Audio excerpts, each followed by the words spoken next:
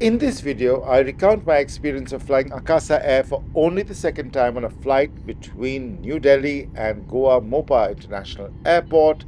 I get to try their special Christmas meal and talk about some of the growth pangs that the airline has been facing, for no fault of theirs, to be very honest. Keep watching for more. Hey folks, on my way to Terminal 2 again, and today I'm catching my second ever flight with Akasa. Over a year and a half since I flew with Akasa.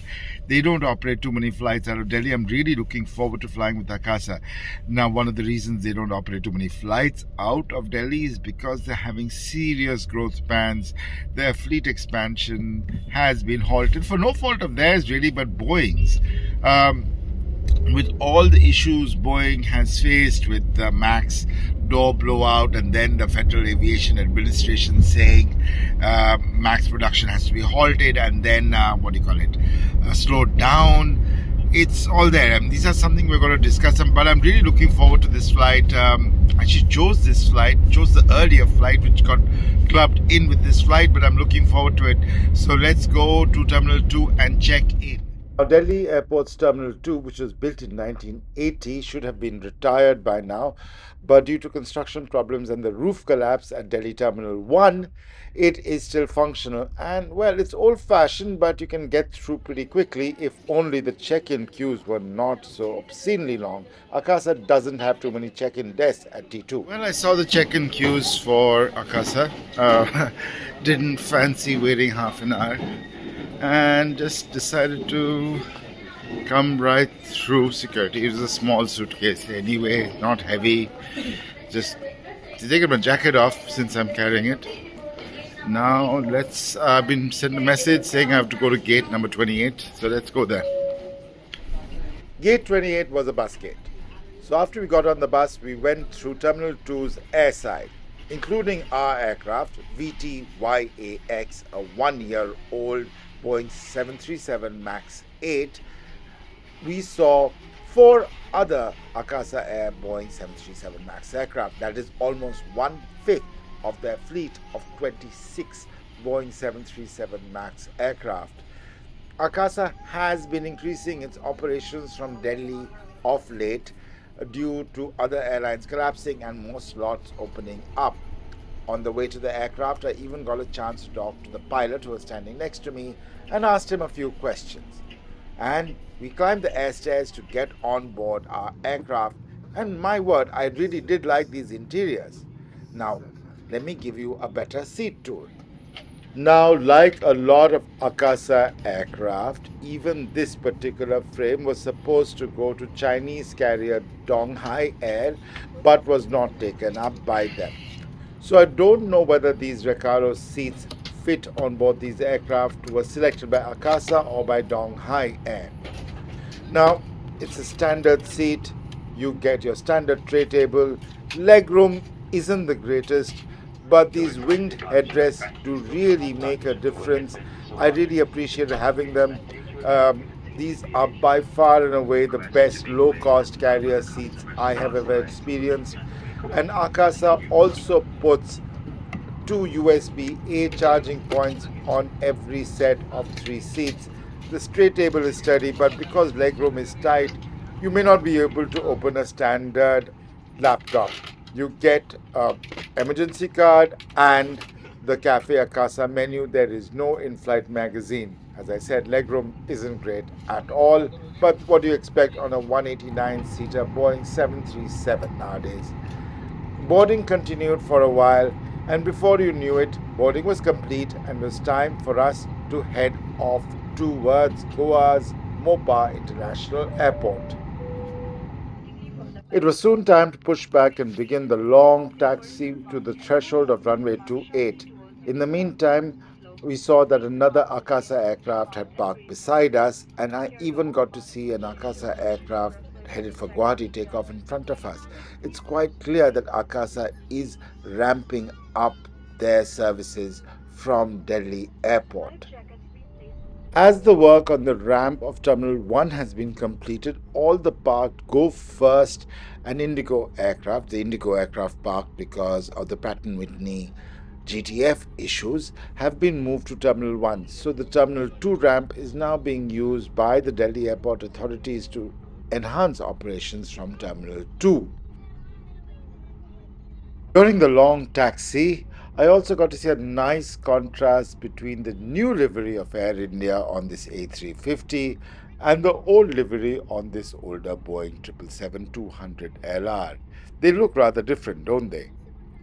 And further along the taxi, in the distance, you got to see the parked Go First and Indigo aircraft.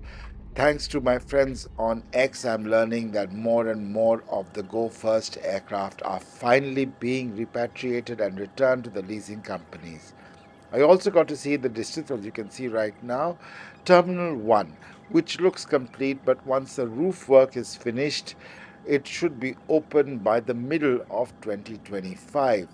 It looks rather spectacular, and the limited flights operating from there, people who have been inside are saying it's one of the best terminals in India. That's a good thing for us in Delhi. Almost 15 minutes after pushback, it was finally our turn to line up and wait on runway 28. I'll keep quiet now so that you can enjoy the CFM LEAP 1B engine spooling up on this 737 MAX 8 and enjoy the takeoff. Commentary restarts soon.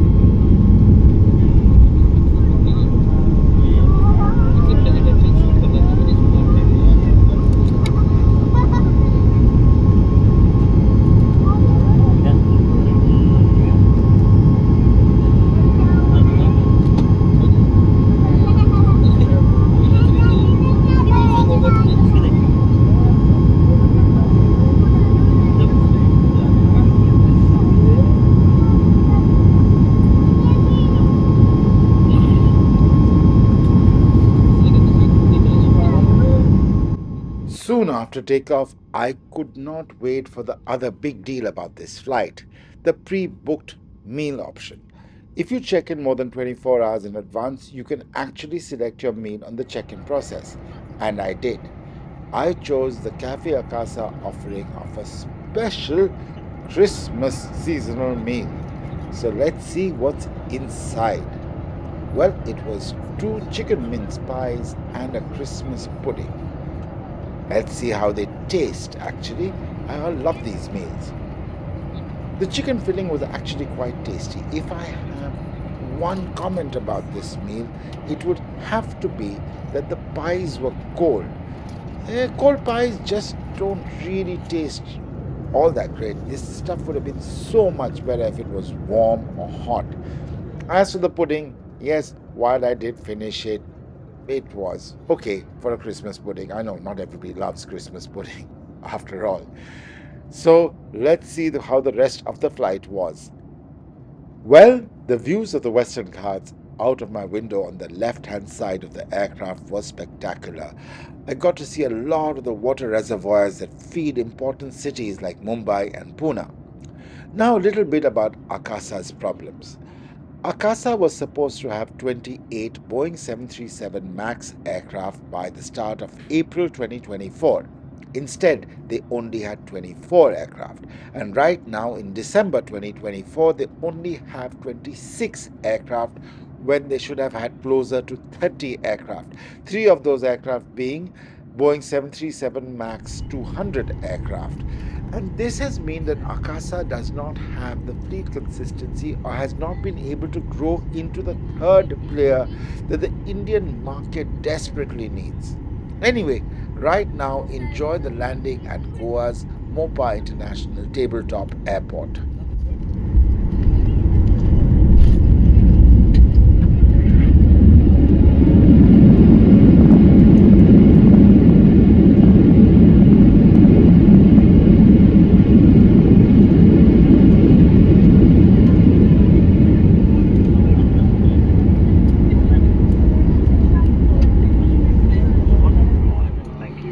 In an unusual contrast from the sea of A320 family aircraft you see at most Indian airports, Goa's Mopa International Airport had four Boeing 737s and not a A320 family aircraft in sight.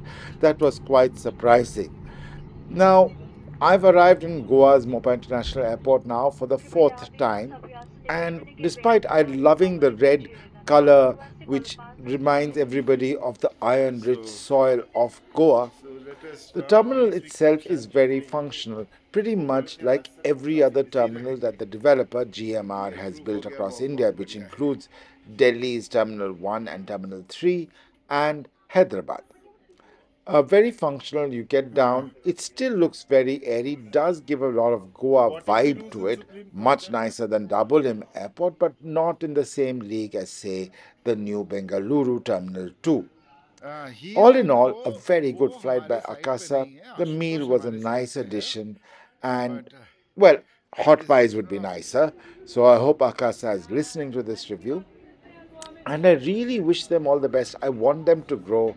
Their seats were very nice. I hope these are standard across the fleet, and the fact that they give a charging point for your mobile device is a huge plus point. I hope India's two large carriers are listening to this, and on the whole, great experience, and I would definitely fly Akasa again if I had the choice. Thank you so much for watching this video, and this is Kushan Mitra reminding you to subscribe to my channel for more such awesome automotive and aviation content. Thanks so much for watching once again.